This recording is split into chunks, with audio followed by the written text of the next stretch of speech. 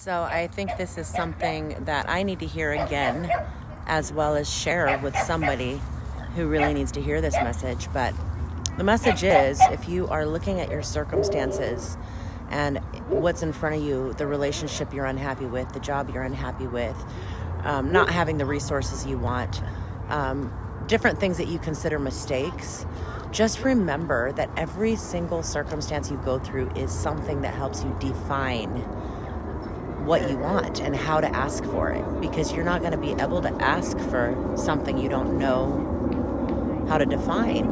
And I'm thankful for my exes and for the choices I made wrong, because now I have a higher awareness of what it is I want. There's no mistakes. It's all learning. Now, if you get stuck in a position where you're not learning from it and you have cycles and you're going around in circles or going on a roller coaster and being dropped off the same place all the time, maybe you need to look at that and say, okay, what is this telling me? What does this mean? Is this something that I want to see manifesting in my life on a regular?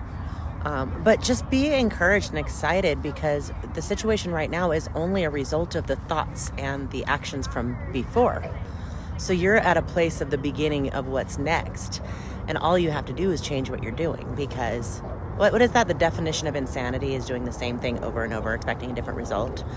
And it's so true. And it just takes discipline, because as humans, scientifically, it's proven that we're known to just go to what's familiar because it's familiar.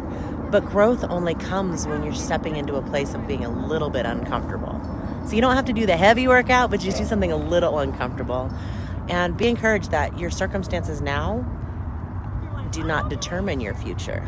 You determine your future, and you can learn from it, and you can grow.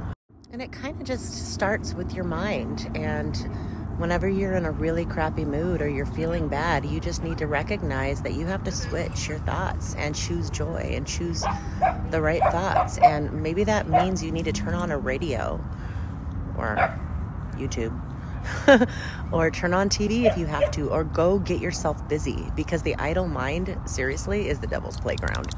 When there's nothing going on and there's a lot of time, that's when your brain and your mind goes down the wrong paths, and you just have to keep yourself strong, listen to positive things, and keep yourself busy, and be encouraged that you can change the way you think, which then changes in turn what you do, your emotions, and what you're inspired to do. And then it changes your entire outcome. And I'm speaking to myself. I have to remind myself of this daily.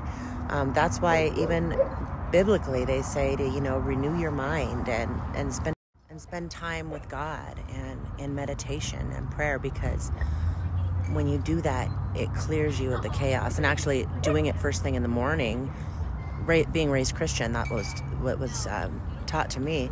But the logical reason for that is because if you think about it, when you sleep, everything slows down. The momentum of the day, all the distractions, all the chaos slows down.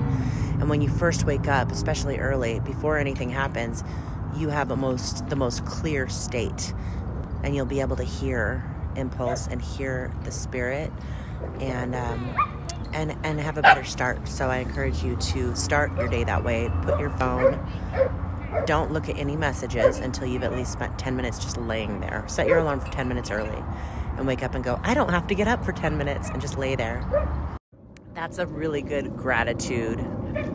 A good way to give gratitude is just to set your alarm early, and then right when you open your eyes, say, thank you.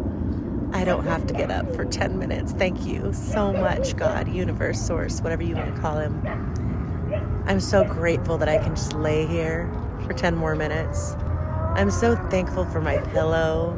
I'm so grateful for my bed and for this comfortable blanket.